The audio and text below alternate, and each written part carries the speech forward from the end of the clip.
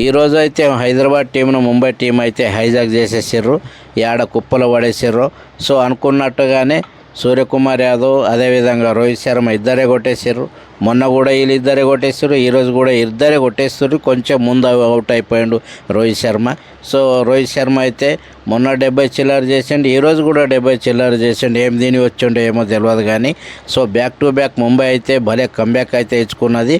అదేవిధంగా back to back Hyderabad కూడా back comeback ఇచ్చుకున్నది. ఇది ఏడ రాజస్థాన్తో దోస్తి కడదామని కూర్చున్నది. సో ఈ హైదరాబాద్ టీంలో కూడదండు ప్లేయర్ ఇద్దరు ఉన్నారు, ఇషాన్ కిషన్, నితీష్ రెడ్డి. వీళ్ళిద్దరిని పోయి ఏది లక్నో ఓనర్కి అప్పచెప్పాలా. సో అప్పుడే వీళ్ళకి చక్కగా అవుతారు వీళ్ళిద్దరు.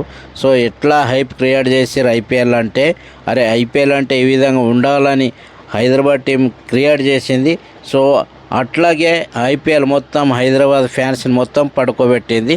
చాలా హైదరాబాద్ ఫ్యాన్సే కాకుండా మిగతా ఎవరైతే ఫ్యాన్స్ ఉన్నారో వాళ్ళకు కూడా బాధ పెట్టిర్రు హైదరాబాద్ టీం వాళ్ళు.